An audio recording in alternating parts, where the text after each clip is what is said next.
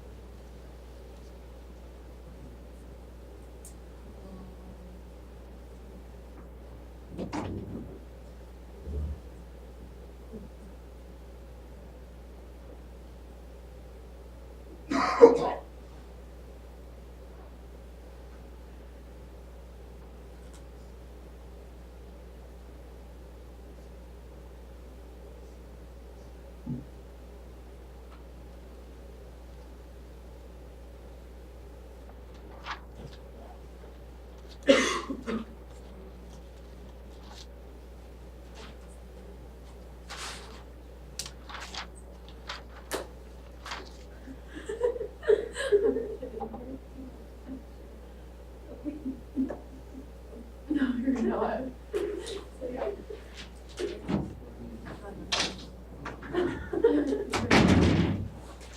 Hello. Sorry.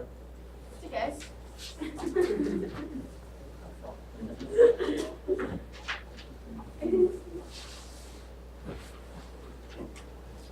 All right, if you guys are done, you pass those in. I'll read them after class.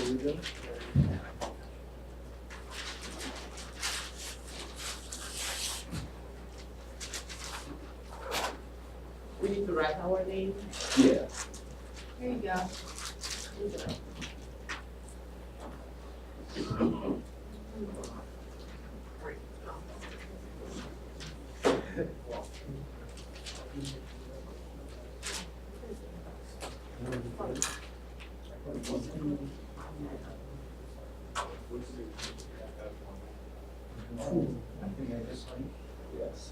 Just like that we did, or then we didn't. All right.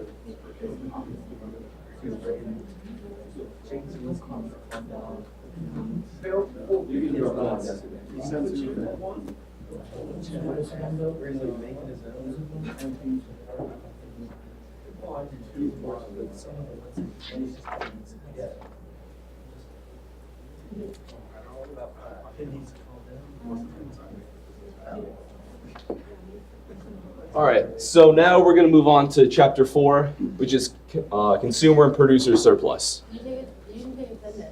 That is attendance, because your names You are on asked it. a question. I said in lieu of asking questions, I'm going to do that today.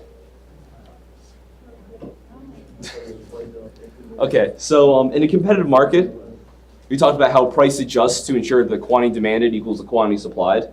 So basically, every consumer is willing to pay the market price. Everyone that is able to buy as much as they want at that price. And every firm is able to sell as much as they want at that market price. Basically, no one's left out. If you're willing and able to purchase something, you're able to. If you're willing and able to sell something, you're able to at that given price. So although think about it in your own life, you definitely prefer to pay less for any product. I'm sure all of you would like to pay less to come to St. Francis, not to spend the rest of your life in debt. And firms would love to sell products for more.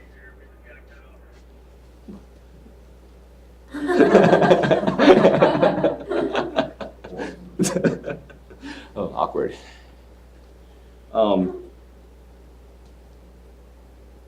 But in some cases, consumers will be willing to pay more.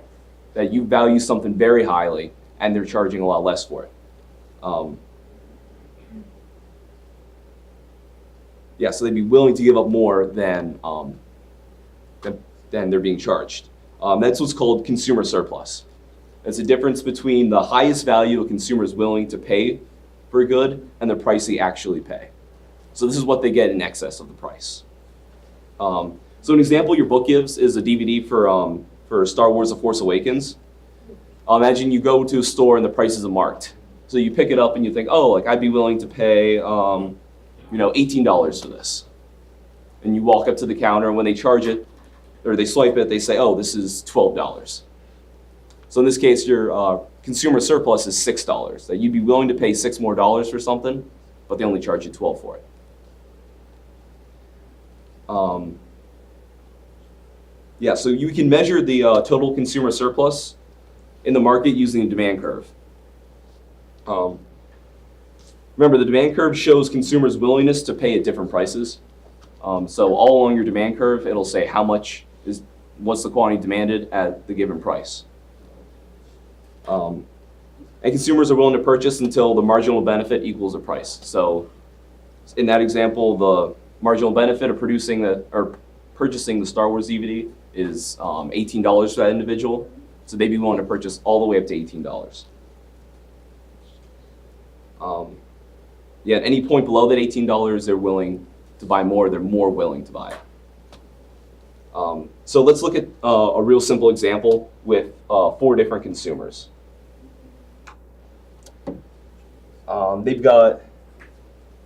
There's 4 people with 4 different tastes and 4 different values of this certain product. So if we look at a table of that,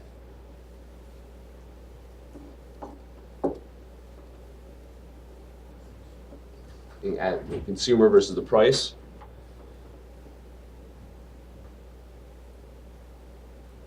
Consumer 1 is willing to pay $6. Consumer 2, $5. Consumer 3, $4. Consumer 4, $3. So obviously each person is willing to pay a different price. So out of this, we can construct a demand curve and start to look at this.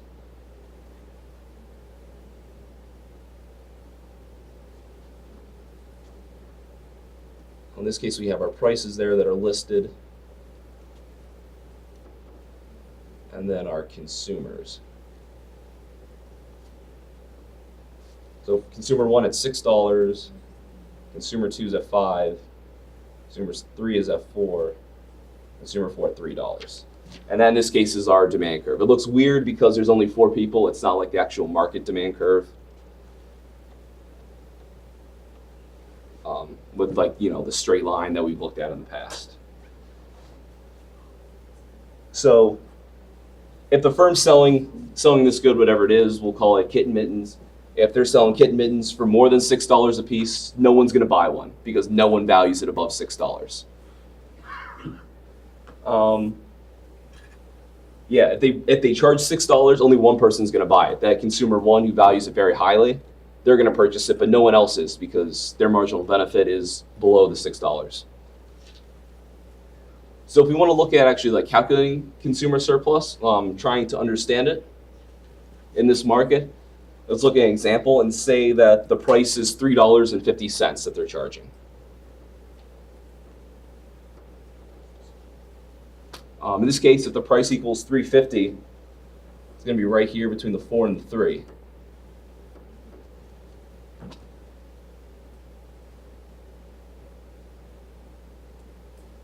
So now, the first, second, and third person consumer, they're going to be willing to buy it because their value from the good is more than $3.50. It's more than they're being charged for the good. So breaking this down individually, this right here, this rectangle, is consumer 1's consumer surplus. That's how much extra value they're getting from this good when it's only being sold for $3.50. Likewise, this rectangle next to it is consumer number 2's consumer surplus. They don't get as much value as consumer 1 because they only value for $5 instead of $6, but they're still benefiting because they're willing to pay $5 instead of $3.50. And then consumer 3, the last little rectangle, they're willing to pay 50 more cents than they're being charged for it. So they also have some surplus value from this good.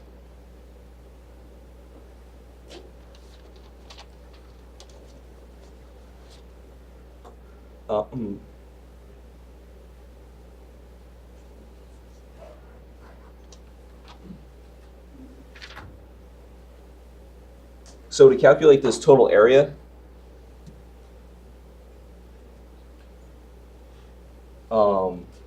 so what we do is subtract the price that they're willing to pay from the price they actually pay. So for this first consumer, Um, they're willing to pay $6, and they only had to pay $3.50. So their consumer surplus equals $2.50. Likewise, the second person willing to pay $5, and they're charged $3.50. So they have $1.50 of consumer surplus. And then the third is 4 minus 3.50. That's 50 cents. So in this market of 4 people, if you wanted to add up the total consumer surplus that they get from this good being sold at $3.50, you would just add up all the individuals' consumer surpluses. So in this case, you sum those, and that's $4.50. That's how much more value these consumers are getting than they're being forced to pay. Because firms, they don't know people's like demand curves. They don't know what each individual, like how much they value a good. So they can't charge each person based on how much value they get from it. They can only go put it at the equilibrium price and sell it there. So these 3 of these consumers are getting more value than they have to give up.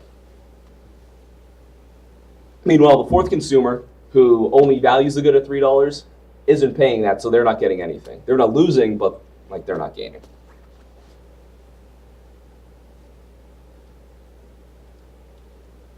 Okay, now let's say the price falls to $3. And look at what happens then. Say it's the end of season, so they put it on sale.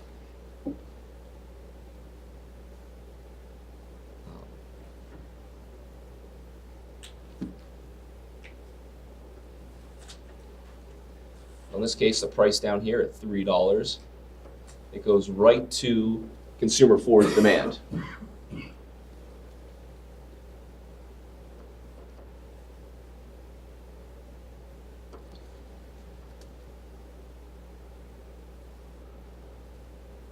Okay, so the consumer surplus for the first consumer is going to increase, because now it's $6 minus that $6 that they're willing to pay minus the $3 that they have to pay. So now that's $3. Likewise, second person still willing to pay $5 minus 3, what they're actually charged, 2. And you have the third consumer, who values it at $4, they're charged $3. Now they have a consumer surplus of 1. And finally, the third person, it's worth $3, they're charged $3, there'd be 0 consumer surplus. What do you guys think? Do you think the 4th consumer who values the good there is going to buy it at $3 when they value it at $3? Or do you think they're going to pass?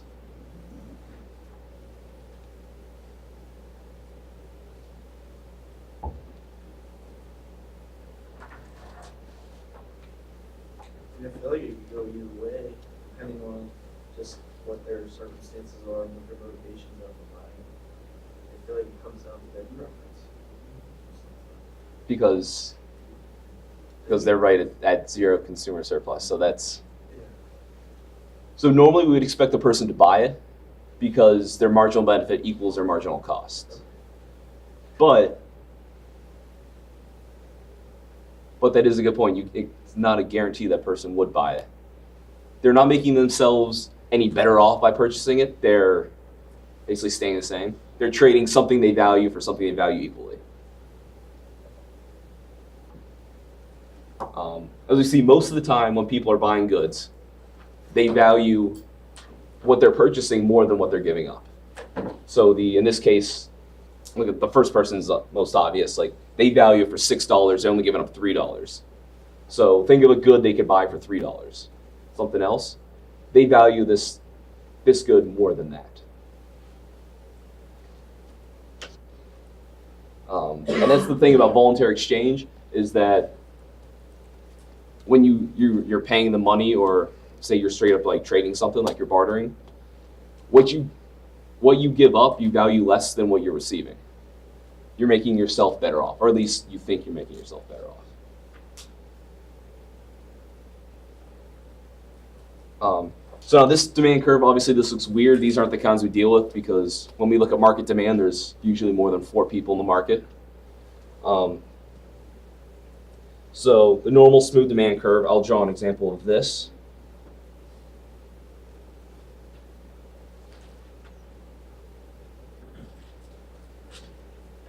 In this case, say the max price here is $10 and we're going to sell at $3 still. In this case, the consumer surplus is this whole area under the demand curve and above the price. And let's say that's like 15,000 units sold.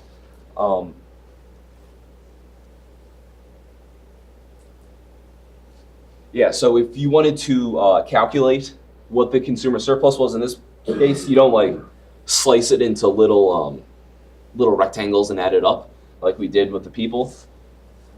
That's way too much. What you do is you take the area. So area of a triangle is a half times the base times the height. So you would multiply 15,000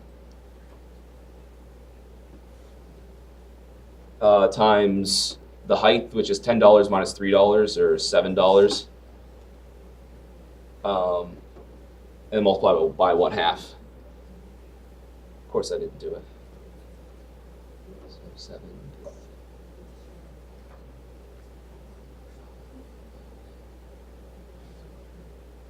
So here we have a consumer surplus times 1/2.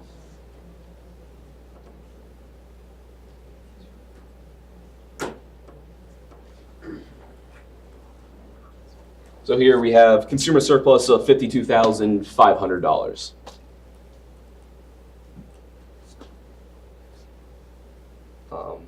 So do you guys have any questions about consumer surplus so far, how we get it,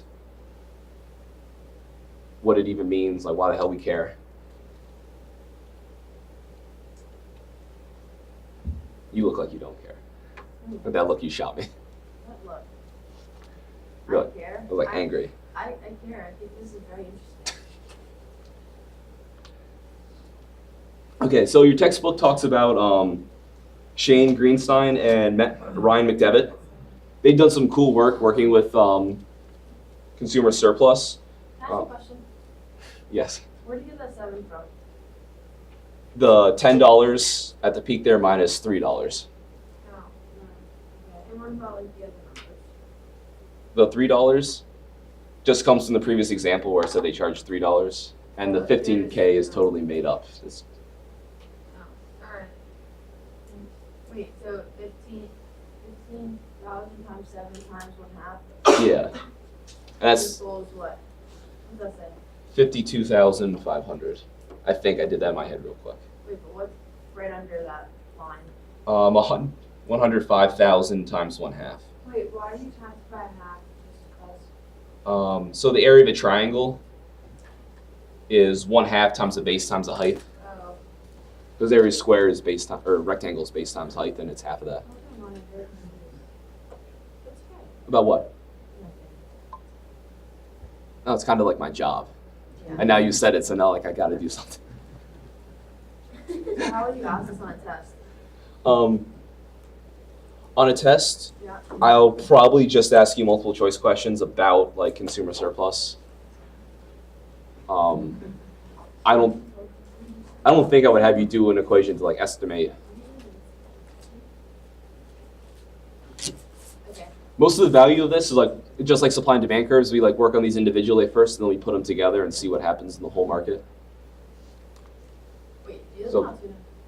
Yes, but that's not. Okay, sorry.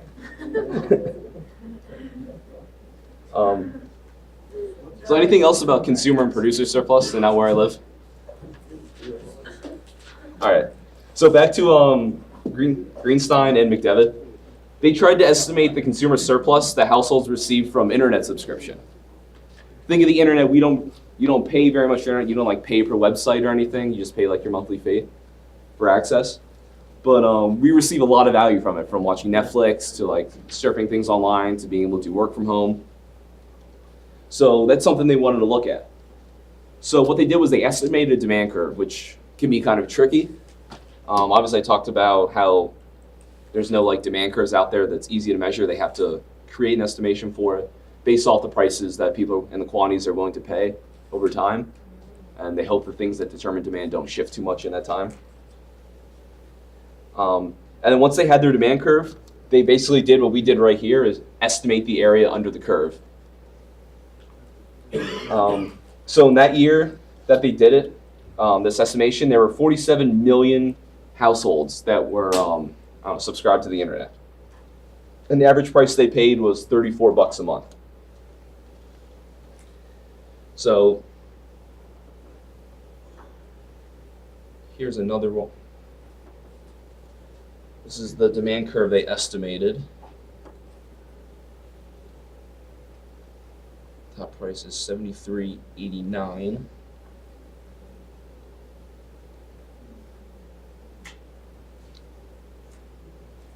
The average price was $34 a month.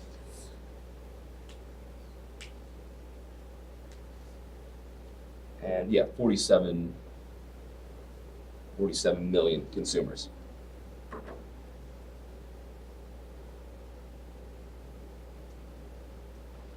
So then this area above the price but below the demand curve, I'm shading in right there.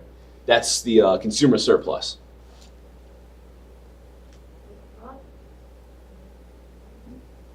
Above the price, so draw like a dotted line across the price to where it meets demand.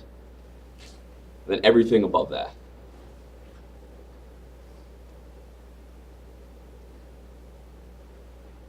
So, for an example, say this person, individual A, right there. They're getting some excess value from this. They're being charged $34, but they might value it like $40 a month. They're slightly better off than what they have to pay. But another person, let's say person B right here, they're getting a lot of excess value. They're willing to pay like almost $70 a month for internet, and they're only being charged $34. So they've got a lot of surplus value from this. So basically, when they do the math, they do the little area problem. They estimate the value of consumer surplus at $890 million per month. And that's how much extra value consumers are getting from being, subscribed to the internet, being able to get online. Now, remember that this estimate is subject to error. Demand curves are difficult to precisely estimate because you can only get 1 point at each time. And then you have to look at the changes over time and use that to estimate the different the demand curve from the different prices and quantities. So in that meantime, there can be shifts in the demand curve. Talk about the 5 different variables that shifted. People's incomes could change. Their tastes and preferences. People might want to get on the internet more. Netflix gets more popular. That's like a complement, so that's going to increase demand. All things like that. So there are some errors, but what it tells us is $890 million a month is a lot of money, even still spread across 47 million people. So it's telling us basically what we already know, that we get a lot of extra value from the internet than we have to pay for it.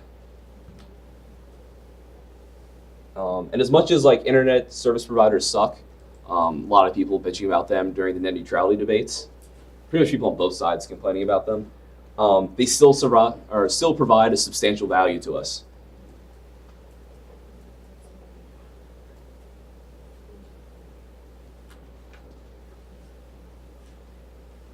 Okay, so thinking about elasticity from last chapter,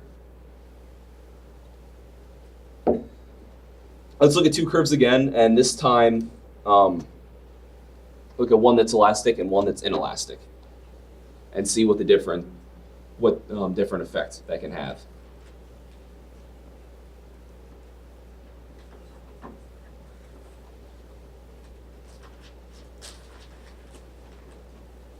So this first one will be a demand for bagels.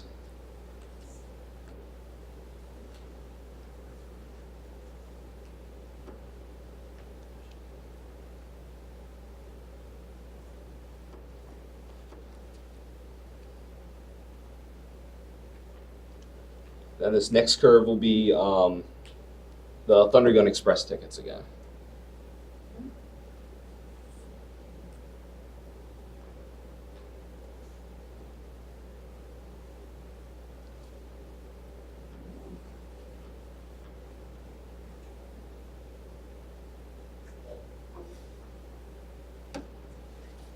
Okay, so first look at the market for bagels. Whoa.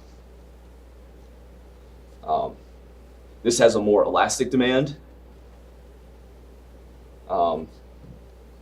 A small change in price will lead to a larger change in the quantity demanded.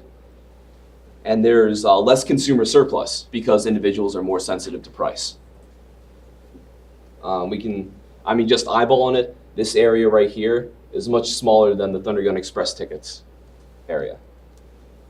The Thunder Gun Express, which is, remember that example was inelastic. It's not very sensitive to price. Even if they increase prices a lot, people are still going to buy tickets to that movie. In this case, consumer surplus is high. So remember, when demand is elastic, the consumer surplus is lower. And when demand is inelastic, the consumer surplus is high. And you can even see this in these previous two examples. Right here, we have it more elastic, and there's what appears to be a lower area than this area, which is more elastic.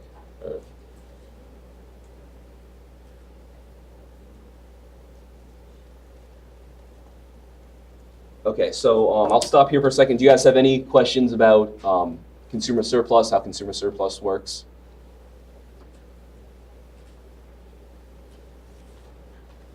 Okay, so consumers aren't the only ones that benefit. Obviously, the other side of the equation is firms. Producers also have surplus value if they're able to get prices above what they're willing to sell at, the minimum that they're willing to sell at. So looking at supply curve, that can show us the willingness of firms to supply a product at each price. Our producer surplus is very similar to how a producer surplus worked, except you're working with the supply curve and it's just flipped upside down. But it's the same basic theory. So producer surplus, to give you a definition, is the difference between the lowest price a firm is willing to accept for a good and the price it actually receives to sell a good. So like imagine you're like 10 years old again and it's snowing outside. And you're going door to door trying to shovel sidewalks for cash. You're willing to accept $10 to do like each snow job, but that's not something you announce.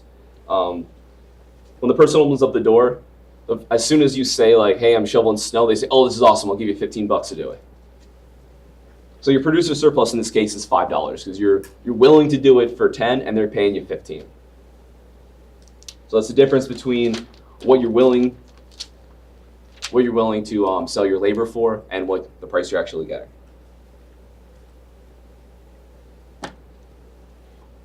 So, all right, it's been a while. Let's take a break and do a question from each side of the room. Whether it's about economics or just anything in general. We'll start with this side because there's more people over here. Just a question about anything.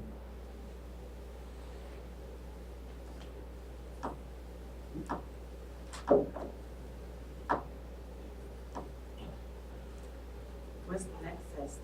Next step. Not for 3 weeks. It's like the Thursday after spring break, When's spring break? March, like the 4th to the 10th. Yeah. Oh yeah, that reminds me. The written assignment that was supposed to be due Thursday, What written assignment? This Thursday? it was supposed to be, but because of the canceled class and pushing the exam back, I'm pushing it back to the following Thursday. Oh, thank you. Can you like mention I it don't also? think I told you guys before the exam, Yeah, or if I did, you were worried about the exam. But yeah, we'll push it back a week so you guys have time. Can you mention it on Tuesday? Sure. To go over that again, just find an article, like a news article, whether it's from like the Wall Street Journal, New York Times, or even if it's from just like more of like a blog, if it's like an official blog, not just like some person's blog, talking about something in the news and using economics to explain it. So if you want to talk about like an athlete holding out for more money for their contract, talk about tariff negotiations. Really, you could talk about anything if you could somehow tie it to We economics. need to analyze this article from an economic point of view. Yeah, give like a maybe one paragraph summary, and then use economics to explain what's going on. It's supposed to be like 2 pages, so do like, like a full page on the front and then like over half a page on the back. It doesn't have to be super long, just like tell me like what's going on.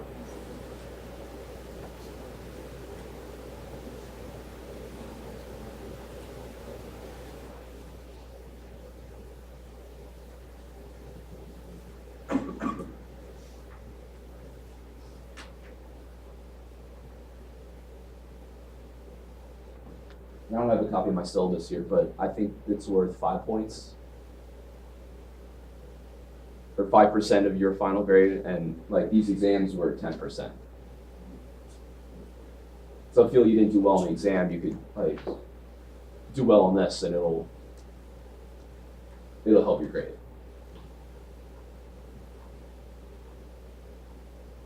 All right, this half of the room. You have a question for me? Do I get like a study guide? Yeah, there's a study guide on Canvas for you. It's down at the bottom of like the under the module section.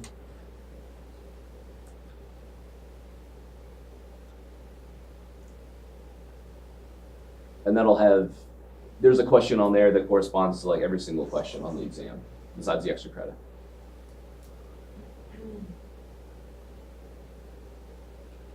All right, use your brownies. Do you have?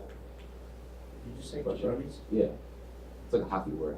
Like why the area formula? Like why, or is it just kind of like someone just came up with it? Like I don't get where you like why you would use like the 1/2.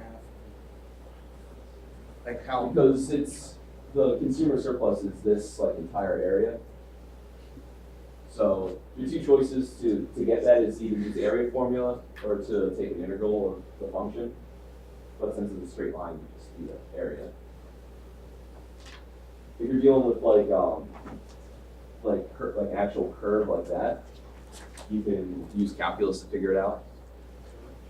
But in this case, we don't need it. We just basically like why the area here is a consumer surplus, or why we use the formula yet.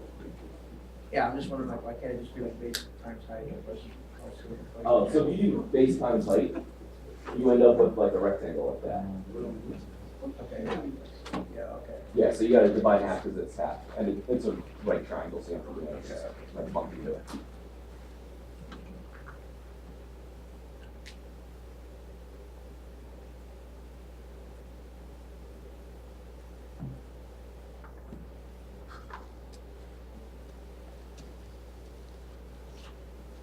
So my car may have shit the bed, and I just got a call from the mechanic.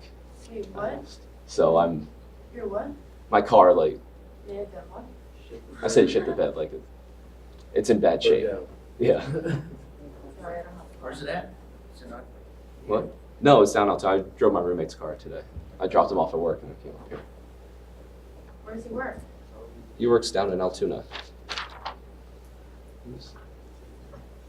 What did you guys do this weekend? His wife works it. I didn't do anything special this weekend. We went to Permanis for a little bit, but it was. Yo, you gotta go on Sunday for the 59 cent wings. All right, are the wings that good? The Bose wings are pretty good. You get that honey buffalo sauce on them. See, I've only had their sandwiches there. I've never had a reason to get anything else. Pretty good. I think bone-in wings are so good. Which ones work? They are so much work. Yeah, I think they're a lot better, but they're more work. Yeah, but the other one's is fake. Like, how do you get? I get boneless. How do you get a boneless wing? Where does that come from? I think, isn't it just like a strip of chicken breast that they just like bread it? It's just chicken breast cut up. Yeah. If you use quality chicken breast, it's still good. Yeah. It's the same, it's still chicken. No, like they're not like, they're pretty decent size too, like the Yeah. boneless ones. They're- All right, I'll have to give it a shot. I'll probably wait till NFL season comes back.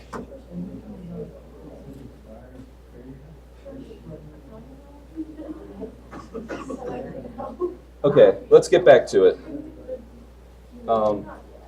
So looking at our producer surplus, let's look at another market. With 4 producers, just like we started with the 4 consumers.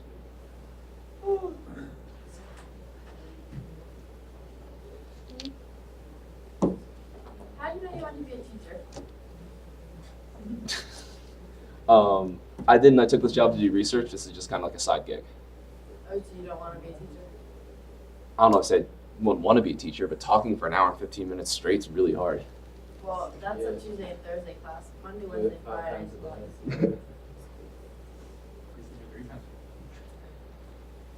Yeah, but what do you want to do? I don't know. I enjoy doing the research thing. That's fine. What do you research exactly? How long can you be researching for? This still takes a while to do. So like, I look at the wage and employment effects of occupational licensing. So look at like licenses and for one specific occupation across and break it down by state because each state has different Where are you regulations. getting research from? The internet? Yeah, you get data from either government sources or from usually from government sources. I use IPUMS, the International Public Use Microdata. So you do this every single day? Yeah, a lot of time. There's a lot of writing and then background reading to do.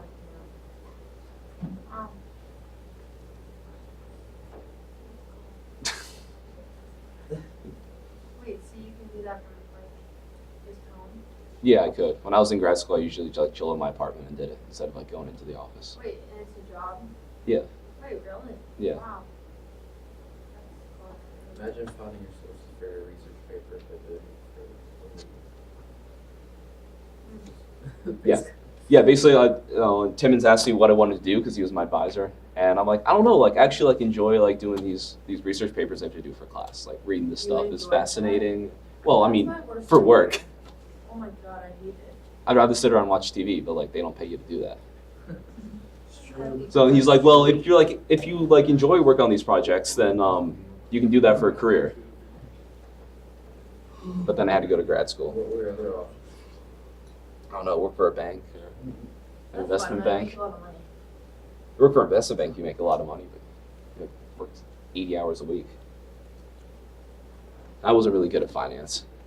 I'm in this class and it makes no sense. Oh my god. This class or finance? No, finance. Okay. Well, that's enough questions for now. Getting back to this producer, we're going to say the marginal cost of producing the first unit is $1.25. So we'll do unit and marginal cost. 1, 2. The first unit marginal cost is $1.25. Second one, it's $1.50. Third one is $1.75.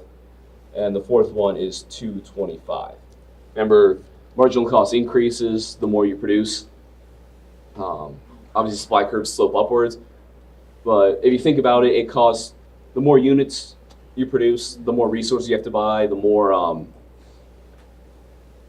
workers you need to produce it, the more capital you need to produce it. So like the more like machines or hammers, larger factory, whatever. So in this case, let's draw this out. $1.25,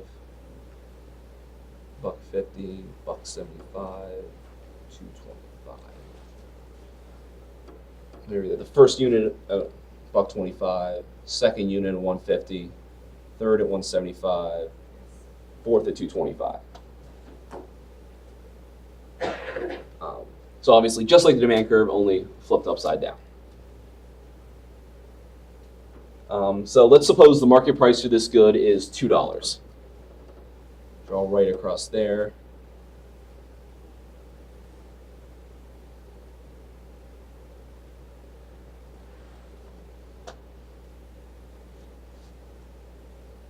Okay, so for the first unit, they're willing to sell it for $1.25 because that's their marginal cost, but they're getting $2. That's this whole area right there. They're getting consumer surplus or producer surplus, excuse me. So the price is $2 minus the $1.25 charging. Their producer surplus is 75 cents. For the second unit, they're willing to sell for $1.50 right here, but they're getting $2. So again, you got $2 minus $1.50, so that's 50 cents of additional value that they're getting for this good. Finally, for the third unit, they're willing to sell for $1.75, their marginal cost, but they get $2 for it. So 2 minus $1.75 is 25 cents. And then the marginal cost of the fourth unit is $2.25. That's more than the market price. So they'd be operating at a loss for that unit. So they're not going to sell it. They're not even going to produce it. So now the total producer surplus for this is the sum of the producer surplus for each good. So your 75 cents, 50 cents, and 25 cents. So we got $1.50 of producer surplus total.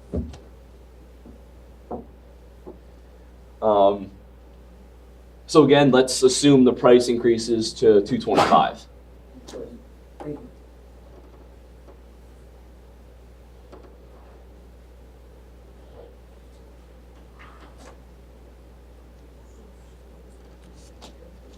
So now in this case, we do the same thing we did here to get the producer surplus, except now it's $2.25 instead of $2. So $2.25 minus $1.25. So for the first unit, you have $1 producer surplus. $2.25 minus $1.50, 75 cents. $2.25 minus $1.75 equals 50 cents. And then the final good, it costs $2.25 to produce, and they can get $2.25 back for it. So $2.25 minus $2.25 is 0 producer surplus. Now, do you think they're going to produce this good, or do you think they're not going to produce it? Not, They will produce it. that's what I meant. I said not the other one. They will most likely produce it because the marginal benefit equals the marginal cost, and the person will act all the way up until marginal benefit equals marginal cost. And now if we add these up, $1 plus 75 plus 50 equals $2.25. So the new producer surplus in this situation is $2.25. Yeah, we see it's 75 cents more than it was before. 25 for the 3 goods that are sold.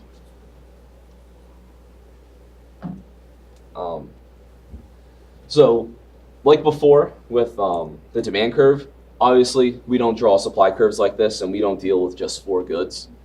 We deal with the market demand curves. They're smooth instead of kinked like this. So for a normal supply curve, we've got the quantity and the price. Let's say this is equilibrium right here.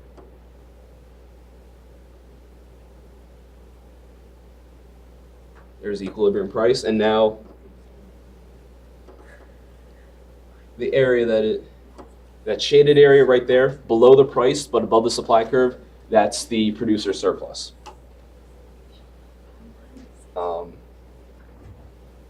Just like with consumer surplus, we take the area under the price and above the supply curve in order to calculate the producer surplus. And the same rules for elasticity apply. So when supplies, here, I'll draw.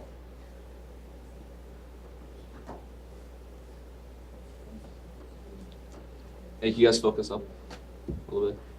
Not distract others. I'm sorry. look at an elastic supply, if that's equilibrium price, that's the consumer or producer surplus, excuse me. And if you have a more inelastic supply,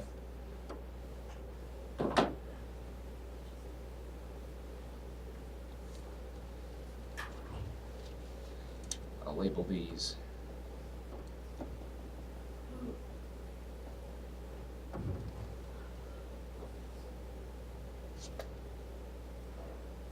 So if the supply is elastic, goods are responsive to, or the quantity of goods sold is responsive to the price. When it's inelastic, it's not responsive to a change in price.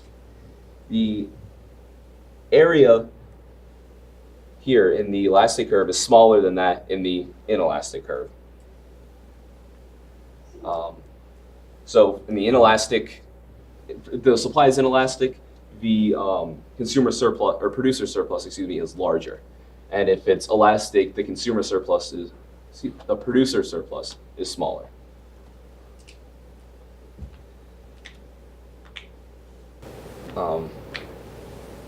So let's think about what consumer and producer surplus measure. Consumer surplus measures the benefit to consumers from participating in the market. It's the price or the value they get above and beyond what they pay in the price. Producer surplus, it measures the benefit to consumers. No, producer surplus measures the benefit to producers from participating in the market. It's important to remember this isn't the total benefit that they get, that it is just, it's the net benefit in addition to what they pay.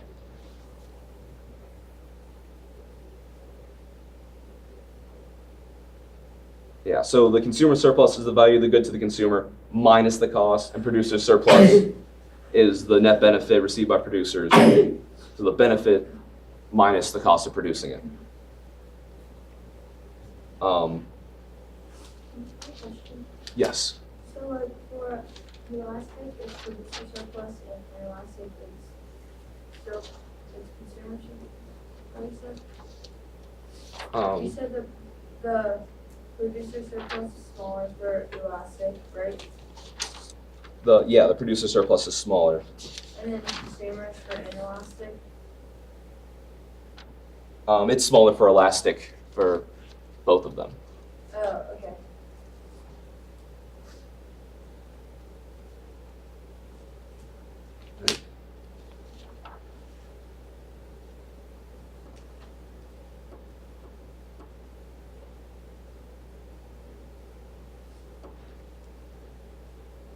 Yeah, so if you look at an elastic demand curve right here, the consumer surplus you get is smaller than you get for an inelastic demand curve. And this would obviously keep going up. And then we have the same here. The elastic is smaller than the inelastic.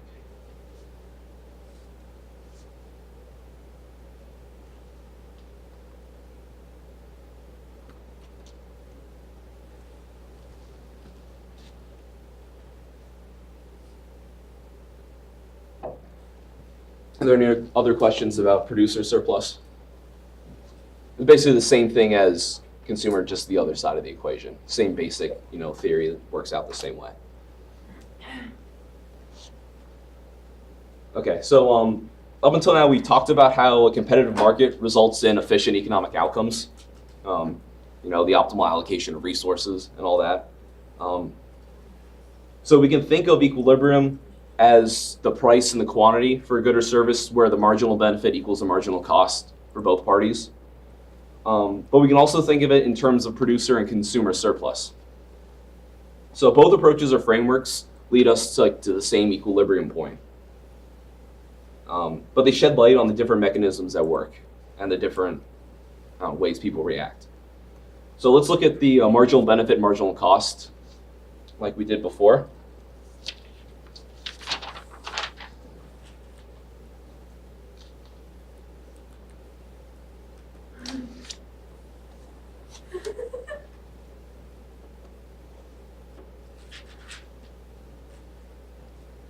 So supply, that is the marginal cost of production for the producers. and demand is the marginal benefit for consumers. So for a market to reach economic efficiency, the optimal allocation of resources, that's our goal. The marginal benefit from the last unit sold should equal the marginal cost of production for that last unit. So in this example, let's say the equilibrium price is $2 and the equilibrium quantity is 15,000.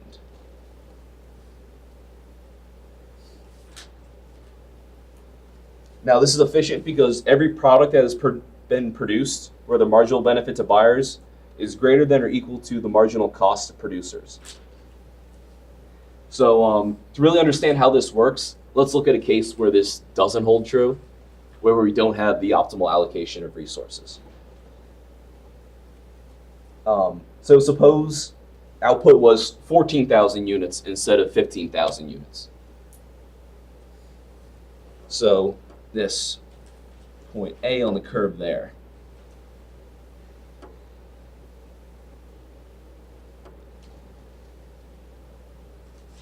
At this level, the marginal benefit at point A is $2.20 for consumers.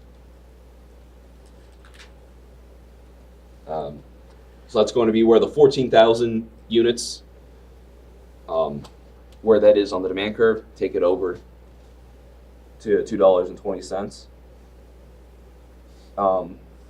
So at the same time, the marginal cost of production at this level is $1.80. That's going to be point B right here on the supply curve. So when you're at 14,000 units, the benefit that consumers are getting is $2.20. But the cost to create it is only $1.80 for producers. This can't last because if you have, rational people seeking profit, producers will be willing to produce 1,000 more because $1.80 is cheaper than $2.20. So they'll produce all the way until marginal benefit equals marginal cost. And as they produce more and they move upwards along the supply curve to that equilibrium point, the price is going to increase, obviously, because the marginal cost then is increasing from $1.80. Get to here, you're at $1.83, $1.85, $1.90, all the way up to $2. Remember, that's because resources are scarce, so they have to bid away the raw materials from other uses. They have to pay workers more to work more hours or to hire more people. In general, your variable costs are going to go up if you're looking at it as an account. And consumers are going to be willing to buy these additional goods they're making, because even though they're being charged, say the price is going up from $1.80 to $1.83, $1.85, $1.90. As they're moving down along this demand curve, they're still getting value for it. They're not getting as much surplus value from it, say, but they're still getting more value than they have to give up to get it. So in this case, both producers and consumers are better off as they produce more goods and as consumers buy more goods, moving them to the 15,000 right here, that equilibrium point. Does that make sense to you guys? All right, so similarly, look at it from the other side. Let's say output is 16,000. Now we've got a surplus of goods. So the marginal cost of that 16,000 units, to keep the math easy, it's going to be $2.20. It's going to be even with the point A. At this point, the marginal benefit for consumers is only $1.80. We'll call this point C and point D.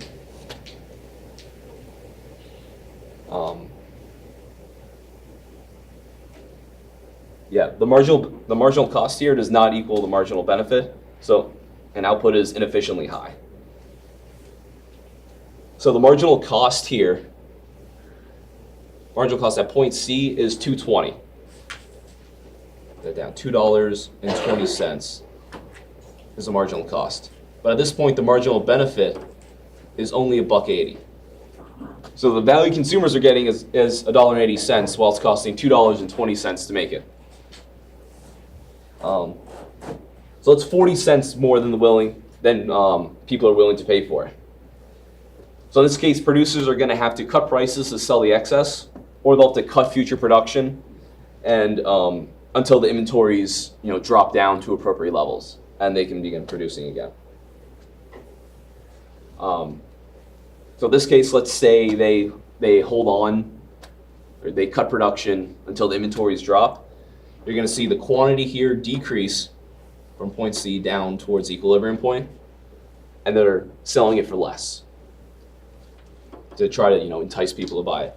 Meanwhile, the demand is going to start increasing because they're charging a lower price for it. So they're going to demand more goods, and that's going to move people towards the equilibrium, or move consumers and producers towards the equilibrium point, to where the good costs $2 and there's 15,000 being sold.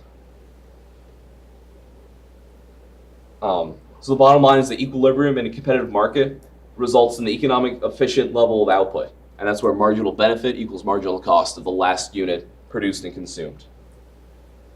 Another way to look at that is using economic surplus, so producer surplus and consumer surplus. There's less than 5 minutes left of class, so I'm not going to start that because it's going to take too long to do. So I gave you guys a potential for extra credit to follow that reasonable economics blog that some of my friends from grad school do. I tried to go to their page and look at their followers and see if I could find your guys' names, but Facebook doesn't let you do that anymore. So on your way out of class, if you follow them, just pull it up on your phone, pull up their page, and show me that it says you're following them, and then I can give you the points. What's it called? Reasonable economics, all one word, so they combine just one E. It's on Facebook? It is on Facebook. If you don't have Facebook, Oh, yeah. for anyone that doesn't, just send me an email with the URL of 2 of their articles, 2 of the things linked in there. Wait, it's called what? Reasonable economics with